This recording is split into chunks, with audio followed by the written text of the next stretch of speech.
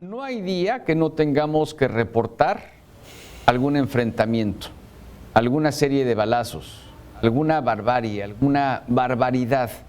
Pueden llegar a ser grupos antagónicos, sin embargo no deja de estar alrededor en la sociedad. Quizá el gobierno lo puede estar minimizando, quizá puede incluso pedir el cambio de nombre a un cártel, como si esto fuese necesario.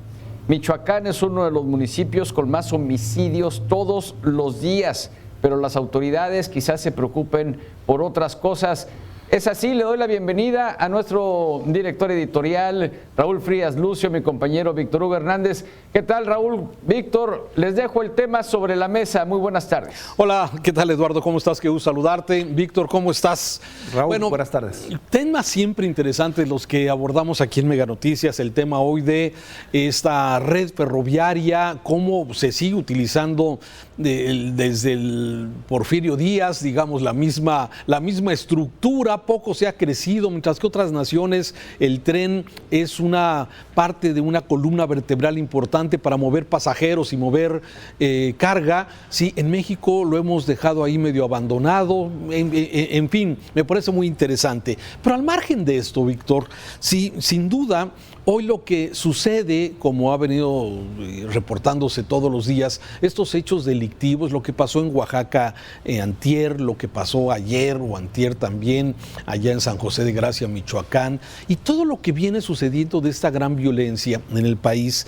Y a mí me hubiera gustado escuchar, Víctor, a nuestro presidente, ¿sí? No pedirle que le cambien de nombre al cártel Jalisco Nueva Generación porque afecta a Jalisco. Me hubiera gustado escuchar un discurso de que vamos a confrontar, vamos a atacar, vamos a tratar de mermar a estos grupos que lamentablemente se siguen enfrentando. Sí, pareciera como que hay un permiso silencioso del gobierno para que estos grupos sigan actuando, sigan haciendo sus negocios y lamentablemente esta matazón de personas en todos lados y además de las víctimas colaterales, personas que nada tienen que ver con esto, pero no solamente esto, Víctor, sino también que se alienta a otros delincuentes, quizás no de crimen organizado, a cometer algún delito porque no se castiga. En México tenemos un nivel de impunidad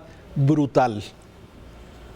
Fíjate, Raúl, que a veces uno se proyecta con el lenguaje involuntariamente y a veces lo que dices dice más de lo que las palabras señalan en ese momento, sino lo que hay detrás luego de las palabras y las expresiones. Para mí esa propuesta del presidente de decir, yo le pediría al cártel Jalisco Nueva Generación, que por cierto es en tu tierra, ahora sí, por alusión, pues, que cambiara de nombre, más bien revela el hecho de aceptar tácitamente de que se tiene que trabajar con ellos o se tiene que estar con ellos, que son algo que están ahí presentes. Y entonces en lugar de decir, como tú bien dices, vamos a combatirlos, no, yo les pediría que cambien el nombre. Sí. Dejas tácitamente, el mensaje es, no hay problemas, existen, reconozco que existen y que van a continuar, pero ahora les pido que cambien de nombre. Y me viene a la mente porque, bueno, finalmente pues tendríamos también que pedirle a otros cárteles, ¿no? Que también cambiaran de nombre, ¿no? Yo aquí estaba anotando y recordando algunos, el cártel del noreste, bueno, pues pedirle que también no perjudiquen al noreste, donde yo me involucro, ¿no? La región de nosotros, ¿no? O el cártel del Golfo, ¿por qué culpa tiene Veracruz? ¿Qué culpa tiene toda Tamaulipas? O el cártel de Juárez, no me digas que no ofende también en cierto sentido, ¿no? O la Unión Tepito, o el cártel de Tláhuac, que por cierto están todos estos grupos dentro de las 16 organizaciones criminales más relevantes en el país y que simple y sencillamente no las hemos podido, ya no te digo derrotar, hombre, enfrentar, porque enfrentar a cabalidad, porque hay que recordar que el presidente sigue vigente esa línea, no es su interés confrontar a los cárteles y a los grandes grupos de mafias en el país, sino irse pues a lo que es el delito común, el delito del día a día y dejar que los cárteles entre ellos ajusten cuentas. Un poquito los modelos de otros países donde, a diferencia de nosotros, estos cárteles existen pero no se meten con la sociedad. Aquí el problema es que la mayoría de estos cárteles utilizan a la sociedad de rehén, Raúl. Tienes toda la razón, y no solamente eso, tienen a la sociedad como rehén, pero aparte las autoridades o están coludidas o son simples espectadores de lo que está pasando. Hoy no podemos tener claro qué pasó en San José de Gracia, Michoacán, dónde quedaron los cadáveres, quién se dedica a limpiar con cloro después de una matazón que supuestamente ocurrió. Raúl, ¿quién lleva sistemas de limpieza? ¿Quién lleva? Es que eso no sé, no lo alcanzo a entender. ¿Quién llevaba ya los aparatos para limpiar, barrer con agua y lavar?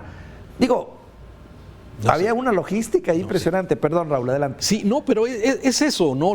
Lo dramático del tema, además de la agresión, que es brutal, como de alguna forma se ve, fusilados en el paredón estos civiles, sí, y luego, pues dedicarse a limpiar, me parece que de alguna forma, y la autoridad sin estar enterada, sí, sin saber qué pasó exactamente. Hoy se vuelve a decir que no se sabe qué fue lo que pasó, cuando supuestamente pues hay un esquema de inteligencia, tenemos ya desplegada Guardia Nacional, Ejército Mexicano, Marina en todo el país, pero aún así no se puede de alguna forma saber qué está pasando. Y luego las declaraciones que dan, Víctor, a mí me llama la atención. El fiscal del estado de Michoacán da a conocer qué sucedió, que iban por el pelón y que llegó el Z no sé qué y que fue que Abel mató a Andrés. Así, a ver, si las autoridades saben nombres, apodos, conocen físicamente y lo dan con tanta precisión, ¿por qué no actúan contra estos criminales? ¿Por qué no actúa la autoridad con inteligencia para bloquear y contener a esta delincuencia? Porque ya lo hemos comentado, el gobierno federal pues está observando lo que está pasando, los gobiernos de los estados están atados de manos, sí, ellos argumentan es que es un problema del gobierno federal, nosotros no intervenimos porque es un tema federal, y las policías municipales, caramba, si no están cooptadas, no tienen los elementos para poder enfrentarse. Entonces, estamos en una situación muy peligrosa, o por lo menos yo así la veo, y además el mensaje del presidente de que le cambien el nombre al cártel, hombre, Víctor, yo quería escuchar al secretario de la Defensa, al de la Guardia Nacional, a Gobernación o a todos los involucrados en este tema. Estamos ya con operación de inteligencia, estamos congelando cuentas, estamos decomisando armamento, bienes, propiedades, autos. Así es. Nada. O sea, cámbienle de nombre. Cámbienle de nombre, ¿no? Como si todo fuera cuestión de franquicias, ¿no? Y no me dejen la mala fama.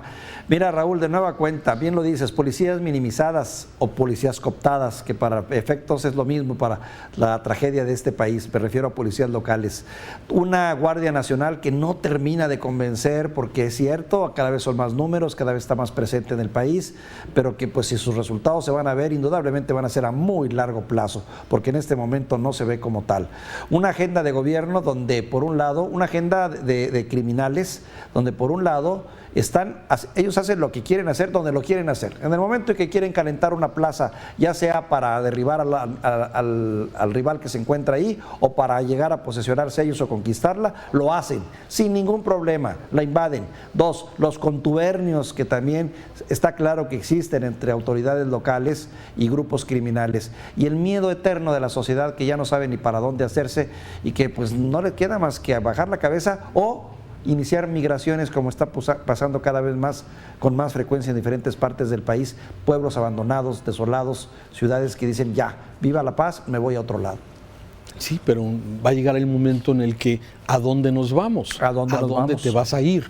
Claro. Sí, lamentablemente sí, estamos en un escenario muy complejo y a veces pareciera que la autoridad está esperando que las cosas se acomoden solas, como decía aquel, a ti que tanto te gustan los refranes, sí, que se acomoden las calabazas al paso de la carreta. Al ¿sí? paso de la carreta. Que se vayan acomodando las cosas solitas, porque lamentablemente... Que se maten entre ellos, que se ajusten entre ellos y que se reduzcan entre ellos. Pero ¿sabes qué acaba? ¿En qué acaba? Y lo vimos en Nayarit con el señor Beitia, ¿te acuerdas que fue el fiscal de Nayarit? Sí, que había una paz narca, ¿sí? En donde ellos controlaban sí, junto con los cárteles controlaban el tema de la inseguridad. Y parecía que Tepic y todo lo que era Nayarit estaba en una paz, ¿sí? No había enfrentamientos, no había robos, no había asaltos, porque pues eran de un mismo grupo.